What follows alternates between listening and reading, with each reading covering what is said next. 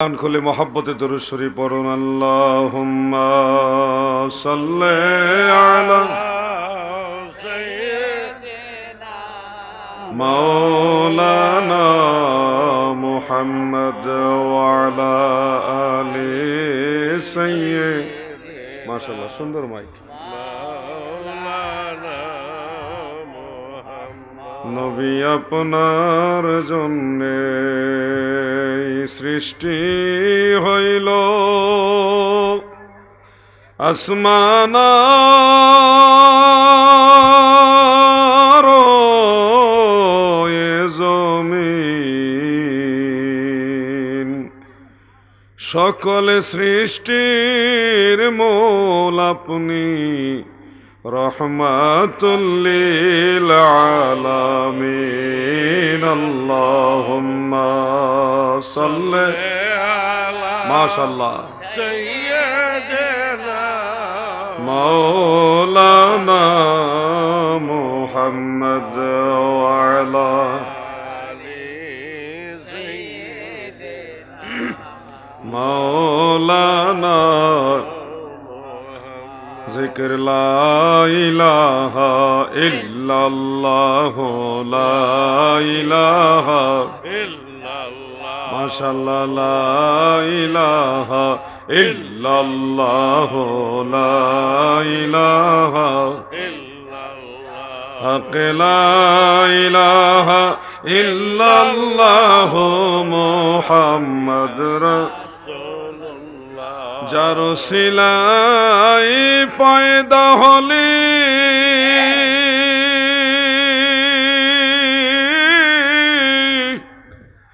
তোরা তারে কেন ভুলে গেলি? নবীর উপর দরুদ পর কলবে মাওলার জিকির কর, লা ইলাহা ইল্লাল্লাহ, মাশাআল্লাহ, লা ইলাহা ইল্লাল্লাহ, লা ইলাহা ইল্লাল্লাহ, লা ইলাহা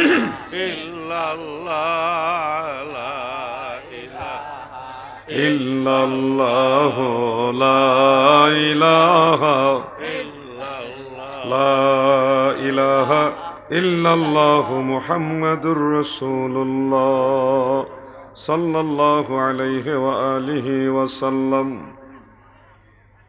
ঐতিহ্যবাহী বুল্লা হযরতে শাহজালাল রহমাতুল্লাহ আলাইহি যুব সংগঠনের উদ্যোগে 14তম বার্ষিক ঐতিহাসিক সুন্নি সম্মেলনের সম্মানিত সভাপতি সাহেব আওলাদে রসুল সুন্নিয়তের অতন্ত্র প্রহরী পীরজাদা আলহাজ সৈয়দ জুবায়ের কামাল পীর সাহেব, প্রেসিডিয়াম সদস্য আহলে সুন্নাত ওয়াল জামাত বাংলাদেশ, সম্মানিত সহসভাপতি হাজী ফুল ইসলাম সাহেব বুল্লা, জনাব মোহাম্মদ হেলাল মেম্বার সাহেব বর্তমান মেম্বার 7 নং ওয়ার্ড বুল্লা, জনাব মোহাম্মদ ফুরুক মিয়া সর্দার সাহেব, জনাব মোহাম্মদ জলফু মিয়া সর্দার সাহেব, প্রত্যেকেই বুল্লার নিবাসী।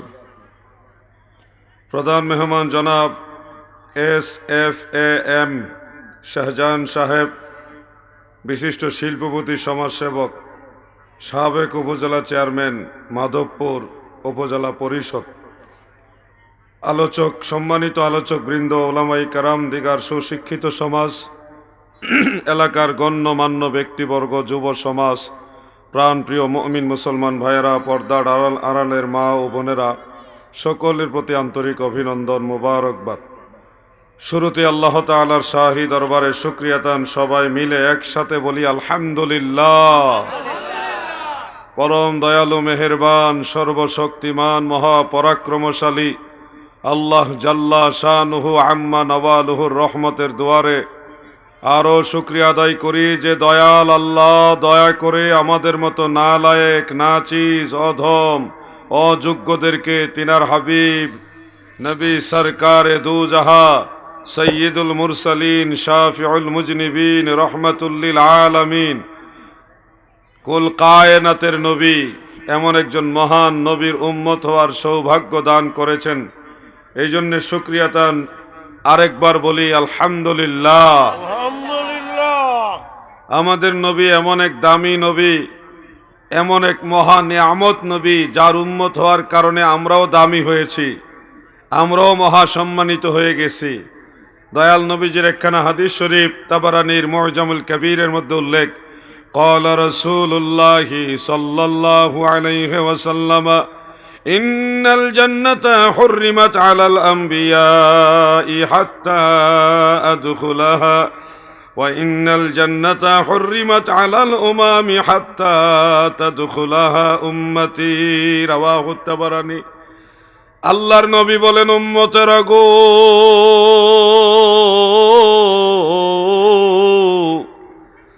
নিশ্চয় আমার আল্লাহ সমস্ত নবীদের জন্য জান্নাতে প্রবেশ করা হারাম করে দিয়েছে, যতক্ষণ না আমি রাসূলুল্লাহ সেই জান্নাতে প্রবেশ না করি। সুবহানাল্লাহ। অর্থাৎ আমাদের নবীর আগে অন্য কোন নবী জান্নাতে প্রবেশ করতে পারবে না। এরপরে আল্লাহর নবী বলেন, ওয়া ইন্নাল জান্নাতা হুররিমাত আলাল উমামি হাত্তা তাদখুলাহা উম্মতি। জগতের মানুষেরা গো,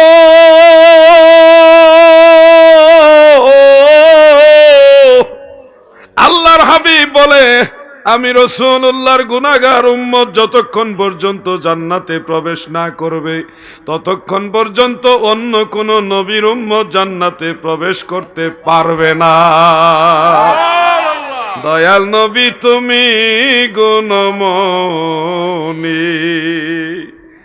এই পাপী লোক তরাইবেন বলে গো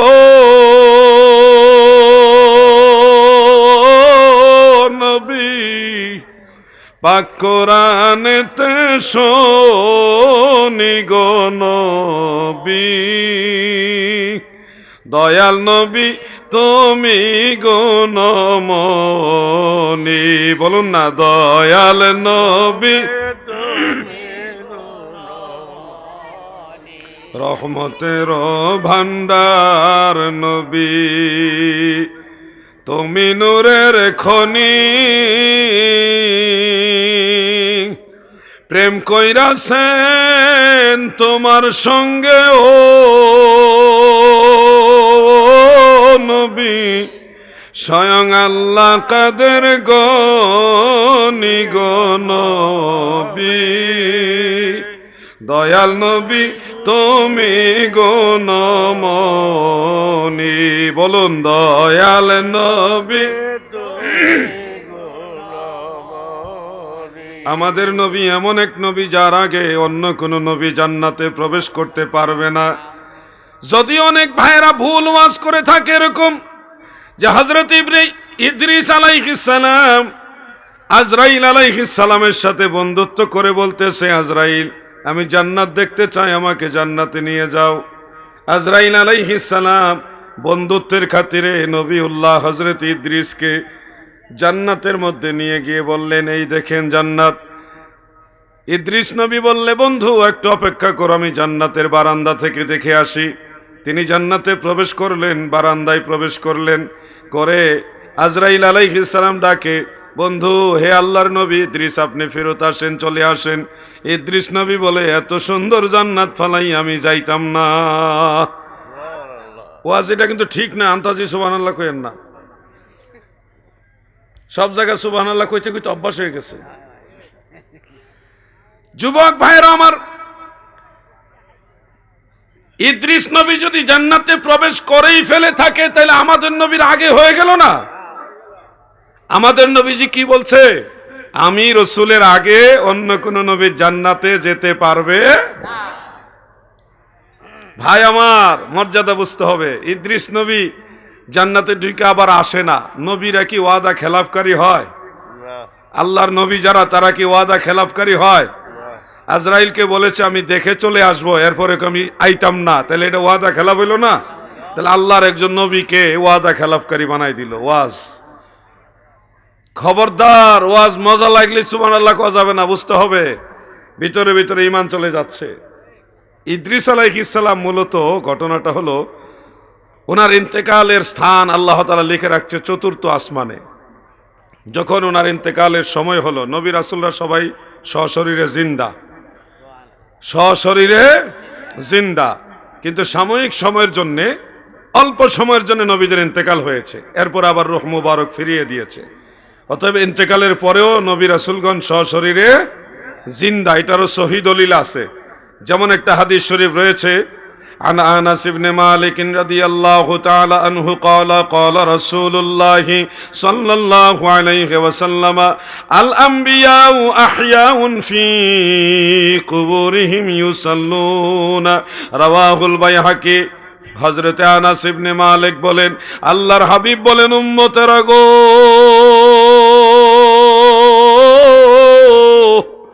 আল আম্বিয়াউ আহইয়াউন ফি কুবুরিহিম, আল্লাহর নবী রাসূল যারা, তারা তাদের মাজার শরীফের মধ্যে সশরীরে জিন্দা। শুধু জিন্দা না, তারা নামাজ আদায় করে। সহিহ হাদিস। ভাই আমার, ইদ্রিস আলাইহিস সালামের মাজার কিন্তু দুনিয়াতে নাই। অন্য নবীদের মাজার দুনিয়াতে আছে, কিন্তু ইদ্রিস নবীর মাজার দুনিয়াতে নাই। কারণ হলো আল্লাহ তাআলা তিনার ইন্তেকাল লিখে রাখছে চতুর্থ আসমানে।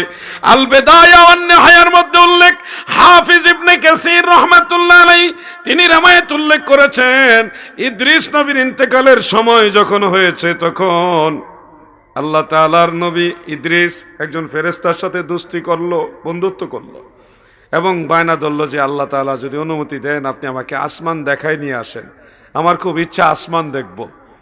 তখন ওই ফেরেশতা আল্লাহর কাছে অনুমতি চাইছে, কারণ আল্লাহর পারমিশন ছাড়া কেউ কি আসমানে যাইতে পারবে?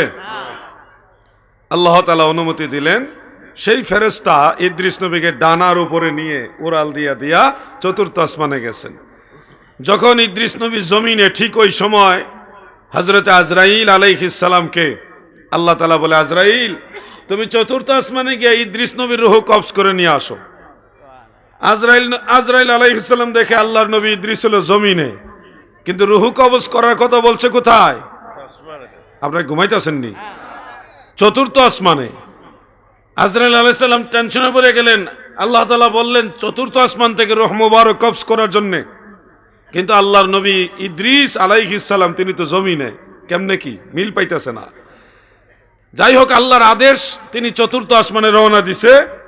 আর ইদ্রিস নবী ফেরেশতার সাথে বন্ধুত্ব কইরা আল্লাহর অনুমতি ক্রমে উনি জমিন থেকে চতুর্থ আসমানে গেছে আসমান দেখার জন্য। যায়া আজরাইল আর ইদ্রিস নবী মুখোমুখি হাজির। ইদ্রিস আলাইহিস সালামেরও আসমান দেখা হয়ে গেল, আজরাইল আলাইহিস সালামেরও রূহ মুবারক কবজ করার মতো যথোপযুক্ত সুযোগ হয়ে গেল। ওইখানে ওনার রূহ মুবারক কবজ করে দিয়েছেন, আবার রেখে দিয়েছেন। যার কারণে দয়াল নবীজি যখন মেরাজে যান, ওই মেরাজে যাওয়ার সময় চতুর্থ আসমানে হযরত ইদ্রিস আলাইহিস সালামের সাথে আমাদের নবীর সাক্ষাৎ হয়েছে। সুবহানাল্লাহ বলেন। ভাই আমার, সত্যিকারের ওয়াজ না জানলে তাদের জন্য ওয়াজ করা ঠিক নয়। ওয়াজ আগে শিখতে হবে, তারপরে মানুষকে বলতে হবে, নাহলে ভুল হয়ে যাবে। আপনিও ভুল করবেন, মানুষেরও ভুল শিখাইবেন, তখন মানুষের পাপের ভাগ আপনাকে নিতে হবে। আমার ওয়াজের কারণে যদি মানুষের ঈমান নষ্ট হয়, এটার দায় বাড়াবার আছে না নাই? এই জন্য ওয়াজ আগে নিজে জানতে হবে, ঈমান আগে শিখতে হবে, এরপরে মানুষকে ঈমানের তাকিদ দিতে হবে। সপ্তম আসমানে হযরত ইব্রাহিম আলাইহিস সালামের সাথে আমাদের নবীর যখন দেখা হলো, ইব্রাহিম নবী বলে, ইয়া রাসূলুল্লাহ, নবী গো, আপনার উম্মতদেরকে বলবেন তারা যেন জান্নাতের মধ্যে বৃক্ষরোপণ করে গাছ লাগায়।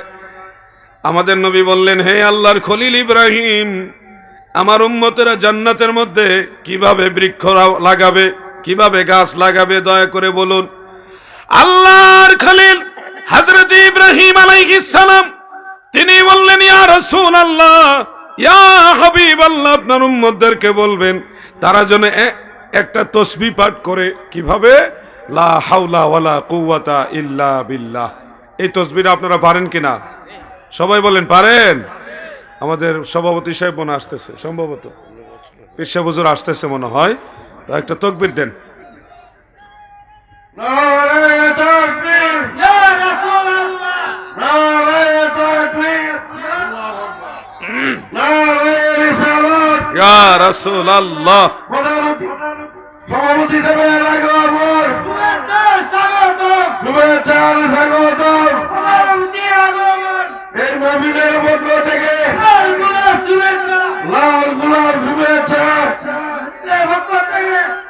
নারায় আপনারা যারা এদের সিটি ঘুরাঘুরা করতেছেন মাহফিলে চলে আসুন। আজকের মাহফিলের সভাপতি আওলাদ রাসূল আওলাদ ওলি হযরত মাওলানা সৈয়দ জুবায়ের কামাল সাহেব আমাদের মধ্যে উপস্থিত হয়ে গেছেন। আপনারা এদের সিটি ঘুরাফেরা না করে মাহফিলে চলে আসুন। সম্মানিত আপনাদের সাথে বাইরেকে নিশ্চয় করবেন বলে বলছি। আপনারা যারা এখনো রাস্তাঘাটে দাঁড়িয়ে আছে সবাইকে সুশৃঙ্খল মানে বসে পড়ার জন্য অনুরোধ করা হইল। চালাই যায় নাকি? আল্লাহুম্মা সাল্লি আলা, তোমরা বসো ছোট ভাই, তোমরা বসো। মুহাম্মদ ওয়া আলা আলি সাইয়্যিদিনা, যে মই যাসে ইশকে নবী কি বাতার যত না তরাইবেন রাসূলুল্লাহ, নাহি কোনো ভাবনা। আল্লাহুম্মা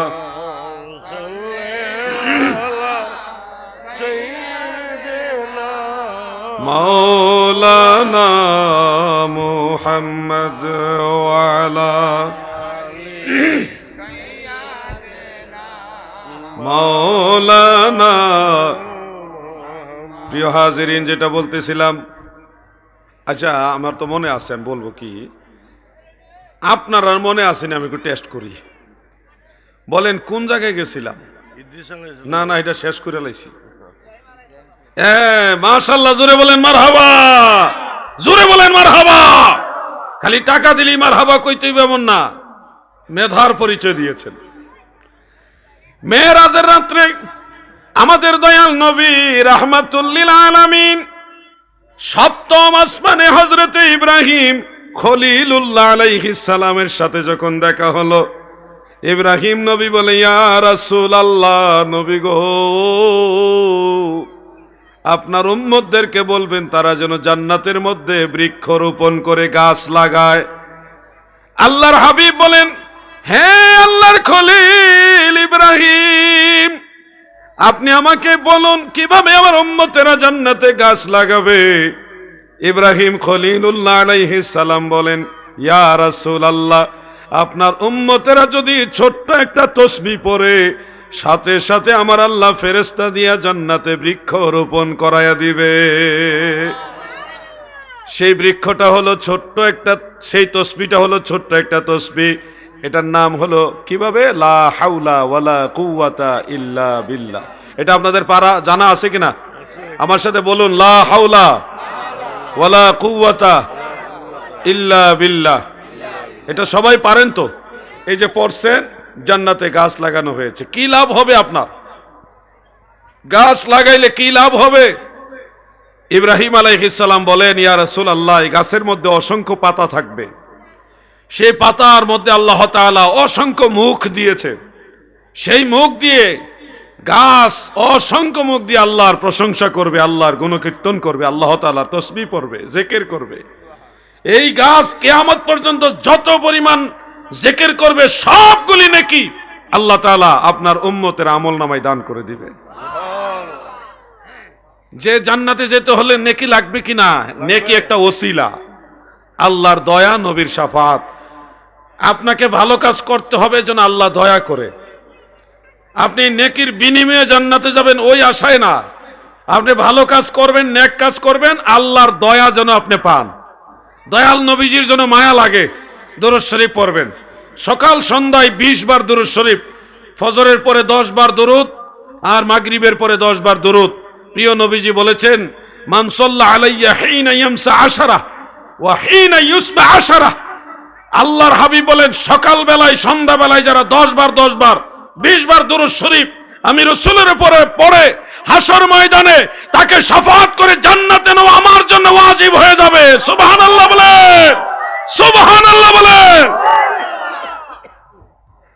ওই যে গজল বলে না, আপনারা জানেন অনেকে, আমার শাফাতের কান্ডারি মদিনাওয়ালা, আমার শাফাতের কান্ডারি মদিনাওয়ালা, আলা হযরত মুস্তাফা নবী সাল্লাল্লাহু আলা, আলা হযরত মুস্তাফা নবী।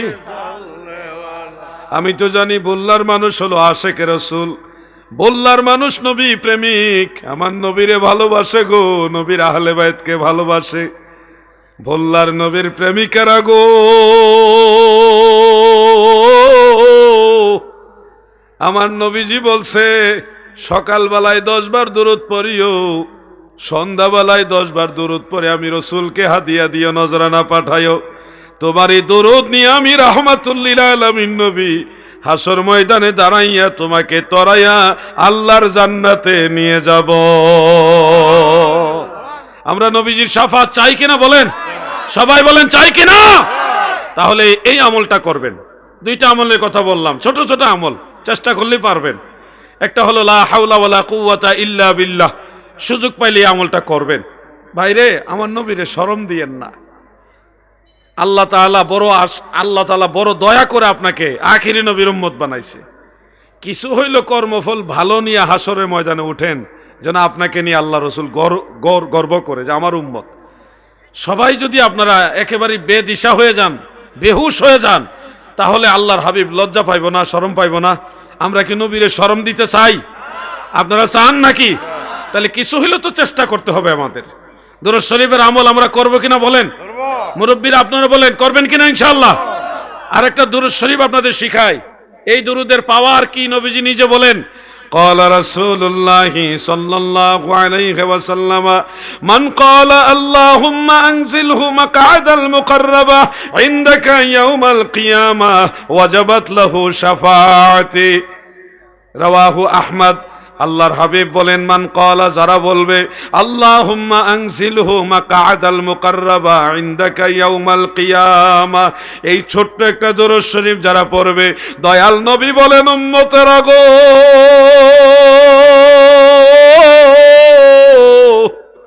তোমরা যারা এই দুরূদ পড়বা, আমি রাসূলের উপরে এই দুরূদ শরীফ পড়বা, আল্লাহর হাবিব বলেন তাকে শাফাআত করা হাসর ময়দানে আমি রাসূলুল্লাহর জন্য ওয়াজিব হয়ে যাবে।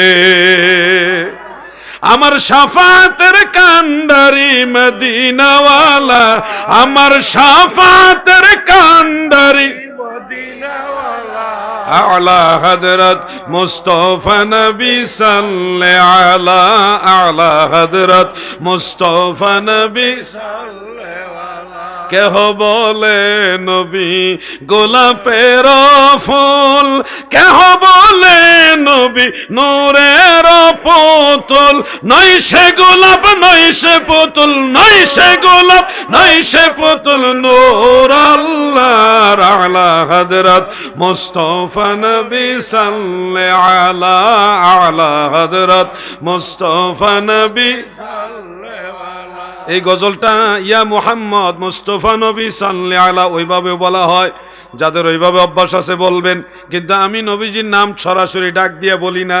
আমার কাছে মনে হয় ইয়া মুহাম্মদ এইভাবে না বলে একটা সুন্দর উপাধি দিয়ে নবীজিকে ডাকলে ভালো হয়।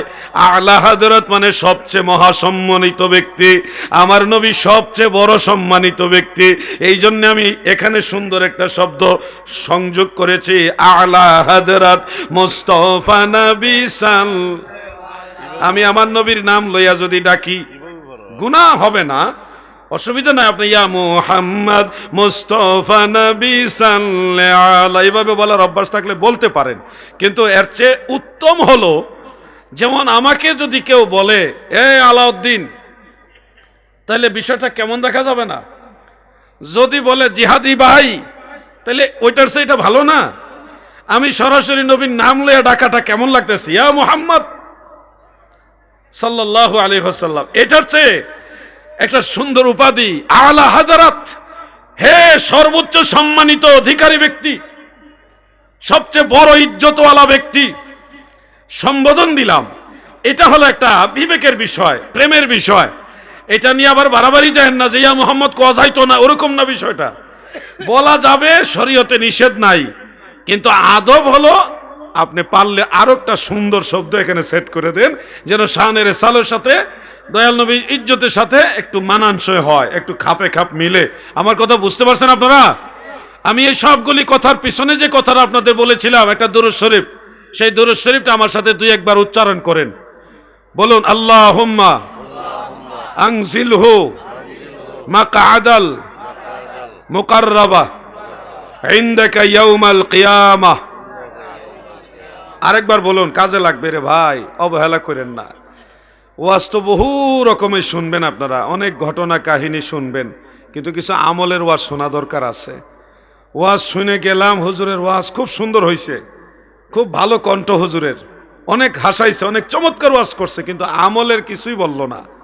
কত সন্তান আজ মা বাবারে ভাত খাওয়ায় না, স্ত্রী নিয়ে ভালো ভালো থাকে, মা বাবার প্রতি তাদের খোঁজ খবর নাই, এমন সন্তান আছে না নাই? এই আসল ওয়াজগুলি হারিয়ে যাচ্ছে। ওয়াজ সবই দরকার আছে, কিন্তু মেইন যে জিনিসগুলো এগুলি আমাদের আগে করতে হবে। আমি আজকে এত খুশি হলাম, খান্দুরা দরবার শরীফের হযরত পীর সাহেব কিবলা সৈয়দ জুবাইর কামাল হুজুর আমার ডান পাশে বসা, তিনি বলেন, আমি জুমার নামাজ পড়তে যখন যাই আমার মায়ের কদম বসি করে যাই। আমি যখন কোনো মাহফিলে বের হই আমার মায়ের কদম বসি করে বের হই। বাড়িতে যদি শুনি আম্মাজান অসুস্থ, সব ফেলে দিয়ে আমার মায়ের সেবায় আগে হাজির হয়ে যাই। যে কোনো জায়গায় গেলে আগে মায়ের কদম বসি করি। মায়ের অনুমতি নেই, মায়ের দোয়া নেই, মা আমার কাছে বড়। এই দুনিয়াতে যত মানুষ আছে, আল্লাহ রসুলের পরে, নবী রাসূল আউলিয়াদের পরে মা বাবার বিষয়টা এত গুরুত্ব দেন হুজুর, এটা একটা শিক্ষণীয় বিষয়। কোনো মুরিদানদের মধ্যেও কেউ যদি মা বাবার খেদমত না করে, হুজুর বলছে এই মুরিদ আমার লাগবে না। এটা কিন্তু একটা অনেক বড় কথা, যে তুমি আমার কাছে এসে বলবো আমার পীর, আমার মুর্শিদ, কিন্তু তুমি নিজের মারে ভাত না খাওয়াই আমারে খাওয়াইবা, এ খাওয়ান আমার লাগবো না, এ মুরিদই লাগবো না। কি একটা মহব্বতের বিষয়কে, এই ধরনের পীর হওয়া দরকার। তাহলে সন্তান মা বাবার খেদমতের ব্যাপারে যত্নশীল হবে, ঠিক কিনা বলেন? আমার খুব ভালো লাগছে হুজুর এই কথাগুলি শুনে। আপনারা শিক্ষা নেন এখান থেকে। আমরা যখন স্কুলে পরীক্ষা দিতে যাইতাম, মাদ্রাসায় পরীক্ষা দিতে যাইতাম, মা বাবার কদম বসি কইরা দোয়া নিয়ে পরীক্ষা দিতে যাইতাম। আর এখন তো সেগুলি নেই, এখন ডিজিটাল সহায়ক এসছে, কয় পায়ে ধরে সালাম করে, এটা হিন্দুয়ানি সংস্কৃতি, এটা করা যাবে না, শিরিক। কি ভয় দেখাইছে রে ভাই! আল্লাহর নবী বলে জান্নাত খোঁজার জন্য তোমার আমেরিকা, লন্ডন, কানাডা, ইউরোপে যেতে হবে না। ইন্নাল জান্নাতা তাহতা আকদামিল উম্মাহাত, মায়ের পায়ের নিচে তোমার জান্নাত। জান্নাত খোঁজো মায়ের তলা, মায়ের পায়ের তলায়। আল মাবসুত লি সারাকসি, সেই কিতাবের মধ্যে উল্লেখ, ফতোয়া বাহরুর রায়েকের মধ্যে ইমাম ইবনু নুজাইম মিসরি হানাফি রাহমাতুল্লাহ আলাইহি উল্লেখ করেছেন, রাসূল আকরাম সাল্লাল্লাহু আলাইহি ওয়াসাল্লাম বলেন, মান কাব্বালা রিজলা উম্মিহি, যে ব্যক্তি তার মায়ের পায়ে চুমা খায়, সে যেন আল্লাহর জান্নাতের চৌখাটে চুমা খাইল। আর আমরা দেশের নতুন শায়েখরা বানাই সেটারে শিরিক।